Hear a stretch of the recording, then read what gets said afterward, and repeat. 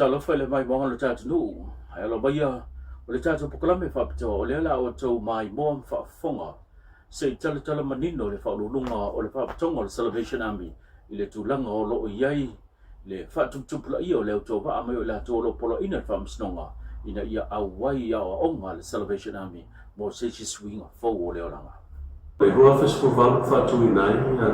ia pokalame nei tono Samoa ia pawhane o pokalame o lo whapeona a whapeona whatino ina ia tong whitinga whapitonga nei o ila tau a whiere i la marosi i po so whaonga la marosi whaonga le tatau la marosi ia mai tau whia leo wala masaina ia e vai o whapea tu temi nei mai le temi muli whentaa le roa e einan sa lea ia e rei lava se whaititia o ila tau o whapeona a wina mai fo e whamasnonga ia mo si le whia o le iwa sfulurupa sene o ila tau o whapeona i tono pokalame nei a taru mai lava le rua a whee supapa ia o ila tau ia mai le whamasnonga ia po ua whamaunia ia sone ngā kutula whona fo ia a whieile a marosi ia po le ungia ina fo i mo le whaunga ina whala whasaina ia to salo tonu na mata le pokalame Ganasavea o wa maritolu afi o te na tula wa ua la tala tolu afi lima se lau ila tau whapeona a wina mai te tolu na Salvation Army ia mo tau fitinga ia mo le whatino ino pokalame nei a le to'atele lava peona whea toa le iwa sulu pasene ia ila tau le ia mai i tai whamasnonga ia isi e o Referral fo ia mai i ngā tolo whaala tonga i o polis wela pa tonga o whapeona o nā ngānua whatasi ma Salvation Army taimu nei ia a Aristotle ia o i ngā tau ia lewa protuaina ro ia wai isi vai ngai le isau mai e whamasnonga le case a o mo whaturu e ro ia mai e ama te pokalame nei ia pe i ngā tona o lola titi lava se numero i la tau foi e o mai lava la tau ia o no le loto mana o foi le po le loto faitaria pe o tauna ona mana mi hausa suswane tulanga lea o le numero lea e amata tartonu mai tauna fesi festutele ona a mai ala tau ia at least e ia fia i miso le ngā tula fonu ia pe le ia foi tulanga pe o la vea ai mama nu ai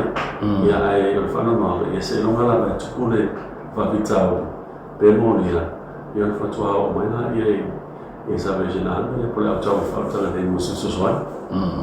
no vinga la lo sono ho le fa tu pula ia le fa no mara le fa tia ia ila tau ia mai ia e le ia mo suinga o le na paula suinga o ese le le pa tu pula ngala o te le fa no o e o whatoa mtana o le pokalame nei ia sa tere la vai ngana le sufuru i vana le rua iwa ia ai o le whata sa ngā tuanai ia por tofu ta sa tuanai ia le ala me i mai le rua i vana le tolu iwa i la tau ia o to tele lava i whenungara ia le whasa so mai no la ia le tolu i vana whaiva ia mo le silfia ia wai lava mai tama matu o mai ia le mai ngana le o fitus ua na uma fitus ua mai uma ia o ai fo ile e pokalame nei na tomi le tupla matore o le tangofia o le whala whasaina ma tūlanga o le apamalosi pau ia o sorunga tula whono le a fia ila tau ia wina mai pe ese lisi sorunga tula whono roa fia o so se taa pula e apeta i le whamasinonga e a fia ile a marusi ia mo whala whasaina o i la tūna e whatunuina o mai e a tūla i oe i morianga i ana whatunuina rola i e whamasinonga o mai nei Salvation Army whai pokalame ai le whapea e kusa o sori tūla whango e peo le whao rima whao manua tale pe fale o le ngaoi o le afo o le ngafo upu tau whawhewhe ia masoa ia o sona tūla whango umana e peo o le vaenga le to te le ina tau e o mai e isi vaenga e le whatunuina o mai ka whape matu ia le sona tūla whango la tola e ia ave o na tawhia la ia le i tamula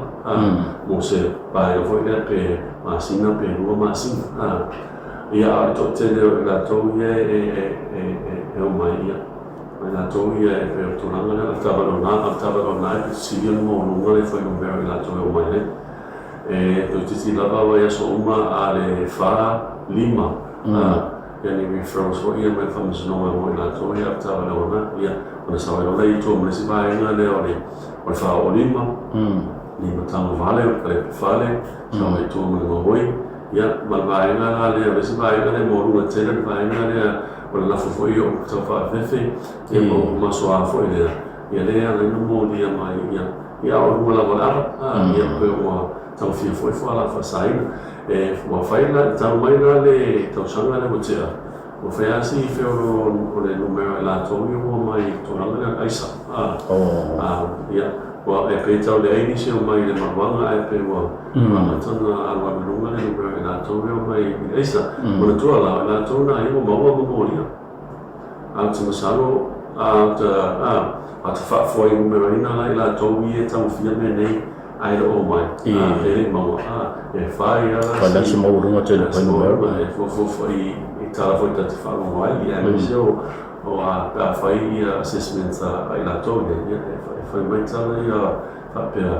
so mo fia ku ai sai ko ia mo ia ma ko ki e io la fai ia ai mo e pe la tu la na e fa no ai fai ma pa pole de fa ma ko fa e se tu la ma fia no vai ne ai sa e ini sio ila to mai tau ina e lau fionga i le whatinonga o onga sa awai mua mai i o maa e e vau tu ura koe o mai ia an whai ora whape atu e isi vai o tai whalua e isi vai na o tai whatonu ono mai ia a e nga isi vai o foi lea tai whaafanga i uma ia e kau e lau le kiki alas foi mo mena vai na lea ai e whewno wasi vai na foi e na mōni e tau sanga lea ale foi tō vai atu tō mai foi ia ai e so e na i foi e so e atu o le mōni anga tas ai mai se ala le mena lea ka wanoa e si vai na pena mōni e le lua whenua tō a te i o koe ku mai foi i si vai o le lua whenua wha ia ale o koe o mai le lua whenua le ono tō mai foi ia ai ataita e pe tau whenua natu pe a sa o mo e leo Aba marus. E mo leo foi le e mo la mo leo mo ia la sa mo le mu e wai la si vai na le mo e leo o fia le fa pe o wala fika ko le mo le e ai mo fu tu nga se a fia la ka ver ka va ia le se na ko mo ki foi ko la val le ka vale ia e na pelo page e fisiring ia la le Samoa mu le Samoa mu tu la e wai foi ne se fala la de matu ia la e ma fu mai ne tau fiole o ta vale o fa so ava le we sa no tu la le ila tau e fa lua fa tolu fa le mo ia ia fa lua la bale ai fa tolu fa o le so e finanga e sa o fa pe atu o mai wai ia le taimi o le pokalame ma le tu la pe le ala se sila mama o la wo fionga ko le se wala ina ia tau fia ila wa le polinga la le fa lua to fai fa tolu ia e si ko pe Somalia la e tata mala foi na from experience ele ma fai ona tau fia sa fatas ele se tata wo vai no sila ko ki ya sa fast food fa quai lo e mo ka mau se leo a POLOKALAME e mo ka fa ona mai o le sila e se ro nga wo ia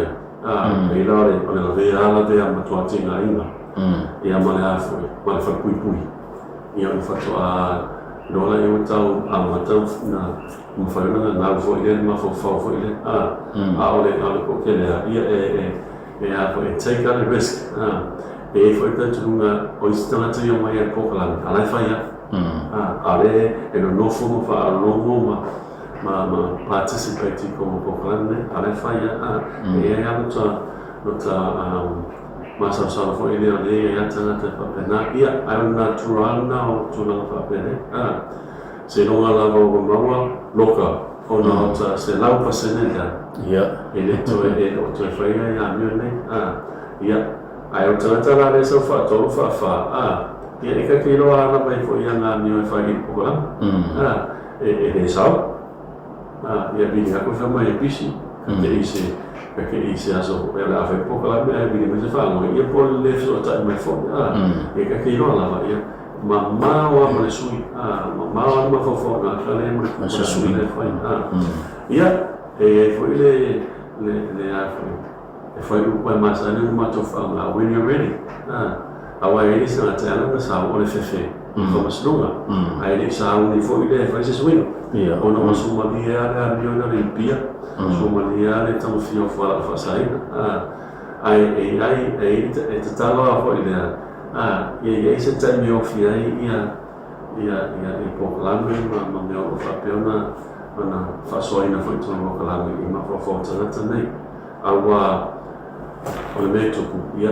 ne ole afia ma wai le wala ole afia o listo ta o listo ia ne se no fana ma wai listo ta fe ele foi me da ka vale o ma ala ko ma ia ma na pa mo ia ai ma wai na mo to no mo fana ia manisio o la froso vale foi le mo ka vale ia ona te ia ia se tinga ina ia mas pa pita fu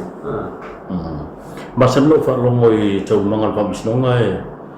tu mai le ono va ya so po le umi e a vai ya o im fa ya na pa I de sau nga lo fio le se mano si anga ole a vai mai le pamisnonga o le a vai mai le ya o mo le report tu na tu le pamisnonga te le la vale le so songa le report mo ti le tu se matou le mo prepare for matou da mo le plan ona e fo le poti le tenant male participate ko POLOKALAME asawala ya foi euro vale ma le falo mo ko e pare si suino o le poti fo na e ira time e fa pe foi famsino ko era ko foi POLOKALAME e a por time no fai no famsino ai nos fai uma lei e fai no foi le ao sei ia por fai o isi extra pelo community service no tudo fa pe ai asa vai sa rusika I sa le lei fai mame fai to ai se misi ia o le poti foi a le lei ia tu sa ia ta foi ia io le famsino foi fa pe ia e si li le o mo POLOKALAME o le ma mai le lei na o ma mi no fa tu no POLOKALAME ia ave si na sala tu pe foi ia ma foi au ne te fa ICC a mo function so mas masalo to tele la to e go through that same process ia mai to tele foi la to wa ngai ne vamos no ma ngai me o tu ma mai POLOKALAME ai la vale si pasene na la to ia ta se popole ia ta popole e foi le au vai ke lo lava ele o mau le tona le POLOKALAME pe le fa nga le POLOKALAME le fa o to POLOKALAME ne le fa kani POLOKALAME ne fo fa fa these are evidence-based approaches for you fa mai mato o me a wa nga itata mai ai e fa ma wingo ia la ma un fa no su ia ma fa nisi fa no su ia mi nisi e ma fa ona to fo tai na ia ola no nisi ai e na mala tana fo ia te lo fa per tutta la trama ai la si passe no vai na me o mai e ta te lo ai no e lo mai POLOKALAME ona e le fa pe o le nga me fa POLOKALAME ai ia le ta tu fa e no mana o ta ni su when it's away we could provide everything or fatino le POLOKALAME the best of our ability ai ana alternative su my mountain POLOKALAME ia my maule termine e a fatto no sa wa ai ana fai un way from sino ine amatanga tu sa no si dia tu na tulanga o ngale vanga so o so mar vai so le va so ia o ngai Ia, ole aso fua le pokalame le whatino i le whapupui. Ia le pai no mātou e whapupui e whaia pokalame i whapupui. Ia, ole aso lua, ia ma le aso lulu, ia o tene leo aso whai whatata noanga, aso le whai whatata noanga, ia ma aso tofi loa, ia aso la mai whatino i le pokalame tele le i le alfo e nufona nei. Ia le aso whalai le, ia o whaunga aso le whai nisi whatataranga whai Mantua a refer mai tona teitai whamasinonga e mua o whai assessment. Assessment la le formulate le treatment plan na tangata. A wai lista ngata sawine tawhera i le pokalame. O me ini mana o whapto. O tangata la e whai e me i o one-to-one counselling. E la isi tangata whai e o mai e assessa koe le team. E ia mana o whai whapto al mawhawhau. Ia. To suila mātou le pokalame tangata lea, o ne so tairola mātou i le paenga le mental health unit. E identify mātou. E hei mana o ngā whaale mawhawhau tangata lea. Awa Ganasavea o tangata lea whiu e whai i pokalame. Pea whapea o staple foi le meeting. Ia, o nisi me whai wa pokalame le whasan sang solo, whasan sang solo. E irani vai o mai tai whamasinonga. E pika pinga mai tai tulanga le ai no mai nei pika pele e stafa ia ma fa so tai mai no ai fai no le ia le so tai na mai mental health units foi dei tane ai tulanga na e pe o vaso malava ia i pokalame patino e foi tai me malava mai mato e fai workshops foi le out in the community pe lao o aso nei e suma foi fatua o mai sa fai le workshop masivaina le malanga e whawhoi na nune e whawaitai. So masina uma lava e rua so e whai workshops ni masivaina le controla masivaina le o le RCO i New Zealand. Ma le pāo me o i Australia. O lea mai ia le tūpā ta mai tai ma le tūpā ri. Ia. E pauale e fisingia pele la titi o le final vero o le tupale tu matai o le tu mai e le whamasnonga.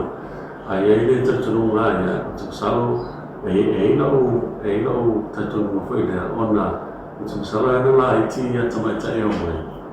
Ia ona e pei o le tamatai ia e tene na they become victims o Samoa. Ia wai kusape o wala na le e o wala na le tina por tu tai foi. Ia fa pe o se sona tu la fo fai no fa le mai sesi. E kusape o ngari ma e fa sala ma ai e a foi. O tu la no vai o na ne fa pe na le tu pa o mo so se tasi. Kalau nak umian sesuatu ni dah fiang wala manusia mafara fasin, fiona ilo wa fiona ilo manusia. Ona wa matona terele time ya le tawfina, terele time e ka fa wa ima fa mo aba manusia na ilo umesa tawan fa mo. Ye pe wa ya fiafo. Ini ya fianga. E mafu wa mai tulanga nei, pe wa fiafo ni soni na tulafu. Mafua mai o tau fia pia wa fia ia mafutanga fale hainga fale mari ia mafutanga matua usom tu fa fine awa tu e kalesi manu o inaite wai pe wa fia utunanga ni ma ni swan ia palmele ole afia wa meno ia wa ai usul ta fo ile la ke afa fo ile ia mai mawa ko te ni ko me o ele e companhia por malu ai ro wa ko malu si o ne ko fa ki aro ma e po ne ko fa ki ne so e do ala mala e fo ne malu si tino ia mai me tau na mia ia ne fa so ta ina io ne la o na ne mo se swan ai o se o toma si non mo ko pul me ia fa ko ai ona io ko sa e ka ko puli mo wen e ka ko puli ma o ma ni puli me ske ala i lo ale fai me ai se me fe ala fe i lo wo na tu no le on tu tapa mai la i so swani ia o too late so o mai mau la o mau na buena o isso mai mau um business o no afiana ne Manu fa tai o leu malama ia vaenga uma ia pe ona sa no tulanga o ila tolo anga I mai le fa msnoma fa tino ko ia o oma o le vaenga no ngua e tau watu e sepsili o ye ni poloketi po ini ni se vaenga lo o fa moi moi po la ia I po ile Salvation Army mole au sia mar fa tino ia tele nei o fai paranga ma so fai na paranga Salvation Army ma le o tangu matina o fa pe foi na mo mai na fans foi e fa tino ai po ke kia le ia peira o le vaenga le o drug harm for young people to blow ia o le ala te suma foi taimina ia o le a foi e to fa no atu le vaenga ia ma o fo ia le whenga pokalame I le take ai le tukuna awa e tanturongo foi e pea ma le take o le vaenga la itia ia va me mala mai la to ia fianga ne awa fa tali foi le se yo I runga I university ia o to te le vaenga o university o amatana tau fia tu lava ne ai pe ma na ia le ma me tapu e fa na e pe te la so ia awa ko nginga ka foi free presentations ko I workshops ia e ka ke mala mai na ia ko la mai la ia o pe ko me e ka mo fai me e ka mo fai but I think also when you start talking ia police I mo sui time mo sui ko me to ila la ia tutu le pe ia wa tau na ia ai na intermediate primary schools ia wa mala ina to ia fianga ne ia ma mia foi na to ne e ma tu ai fo la mo tu ma po fo automatically ai ia mai ia na fa me ma no Salvation Army ma faki ia le ona no au e ma ai e ma le ai ia fiero ai na e mo sa mo Bangala le sa no le la chaket tu la light o le pokalame la e pe mfene sa no bala utin o le anga itu ia onga po pa tonga tu la ia e pe o le hamu moena o le anga itu ia onga e fa tanu ina ni a onga o fa pe ona pe ante tu le mana ia la mata tu no vai mo nei ia ni fo kala ku fai pokalame se se fa pe mo moena ni nga mo foi vai va se ai fai pokalame fia pata ia pe o le o to mangana I ma fa moena e amata I tomo o primary schools ma polisia ai maunga e fa so le tu e fa pera na ma to le fa le awareness programs o la fi si fa to o fa poria e proclamane ai pena ma to am ta fa le fa to vai quando ia fino la mano si non fa la fa sai ia te la en fa la na ma to fa ta si mai si fa la ma to ia no fa la la tos le foi le fa to e la to service ia ai fa ia tu ma to e vai na le o afia la ma si non fa la fa sai le mengenai isi sime je fisa no ia ia from dino fa la tele o se va ko pa uia cha o si le tua allo e pe o whawhitau ni lawa e whengai ma le amunana e pe o le tualalo lawa e pe e mānei lawa le sau le noma tua a maine e kawaki pe sau foi le su mene whewhiau e mai kawaki ngai lo le a maine mai tai o mene o mene ona fo ia pui e o le fianga ni o fianga ni ia fia I tana tai a malusima o fianga fianga pui ai ona fata tali foi ia male fale ia mo ia o ta to tulanga ne e ni si tana ta foi le a ona ka pe o fia la maria foi ma ai ele maria umi ele kai me fo le maria no te fa pe no na e ngai o ngai no me o kai me o ngai pore ai mo le no te tauna ta no mai e mo fa so ta me foi le Salvation Army e mo se so e pe o le na maleta te te mo fai la ia le self referrals family referrals e o fi foi kai que a le fa presentation ni for mai ia e lea mo se o mai fo mai ai pisa I fo mo sino ngara ba le to tele le to tele nei ia ai on tu o afianga le o ia afianga ele fa pe le fo kwa ku ma le ba fa o le ba fa ia le fo kwa mo dia o le ba fa ia le fa kwa la dia le ba fa ia le fa kwa misa ma le to no le ba fa ia le fa kwa sala no so we are sa ta la bona quick prevention, early identification, to la papel, ia se pangale, ia ka cosa longa ku o ka kalore ni ofia era ke mi ka kore ofia mo le ngale ofia mo nga mi aku mo de na ni ofia ia pansa tu na pa na tu na pa na pa pene mama